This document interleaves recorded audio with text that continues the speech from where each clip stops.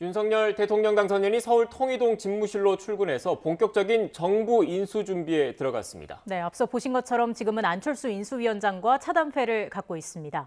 대선 패배 이후 비대위 체제로 전환한 더불어민주당은 오늘 첫 회의를 열고 향후 대책을 논의합니다. 국회 취재기자 연결하겠습니다. 김태민 기자.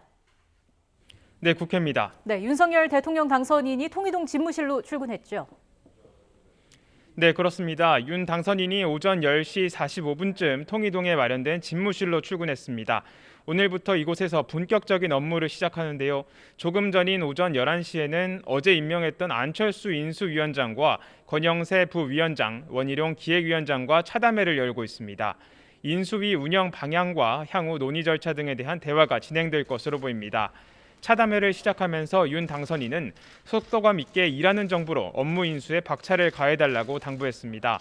또 모든 국정 업무는 국민 통합을 위한 것이며 유능하고 일 잘하는 정부를 국민이 믿고 함께하는 것에서 정부 신뢰가 형성된다고 강조했습니다. 이어 윤 당선인은 추가 인선도 발표했는데요. 인수위에 당선인 직속으로 국민통합위원장의 김한길 전 새정치민주연합 대표를 지역균형발전특별위원회에 김병준 국민대 교수를 임명했습니다. 차담회는 1시간 정도 이어질 예정인데 마친 이후 윤 당선인은 시장을 찾아 코로나19로 어려움을 겪고 있는 소상공인들을 직접 만나 의견을 들을 예정입니다. 안철수 인수위원장은 오후 2시 국회에서 추가로 기자간담회를 가집니다. 네, 민주당 비상대책위원회 오늘부터 가동되는 거죠? 네, 그렇습니다. 대선 패배 후 출범한 윤호중 비대위 체제가 오늘 첫 발을 뗐습니다. 윤 위원장과 비대위원들은 오늘 아침 국립현충원 참배를 시작으로 첫 공식 일정에 나섰는데요. 윤 위원장은 대선 패배로 국민이 주는 메시지가 무엇인지 잘 새겨서 75일 앞으로 다가온 지방선거를 잘 치르도록 준비하겠다고 덧붙였습니다. 이어 오전에는 국회에서 첫 비대위 회의를 열고 향후 당 수습 방안과 대책을 논의했는데요. 이 과정에서 박지현 공동비대위원장 등 청년층을 대변하는 비대위원들이 앞으로 주도적 역할을 할 거란 전망이 나옵니다. 박 공동위원장의 회의 발언부터 들어보겠습니다. 더불어민주당은 닷새 전 선거 결과만 기억할 게 아니라 5년간 국민과 지지자들에게 내로남불이라 불리며 누적된 행태를 더 크게 기억해야 합니다.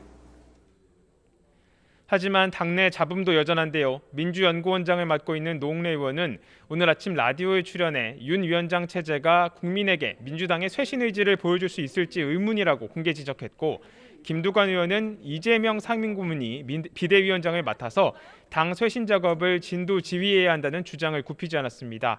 이처럼 비대위가 첫 발을 뗀 뒤에도 당내 이견이 터져나오는 가운데 향후 대응 방안이 주목됩니다. 또 이달 안에 대장동 특검법을 처리하겠다 이렇게 밝혔는데 국회 논의는 어떻게 이루어질 전망입니까?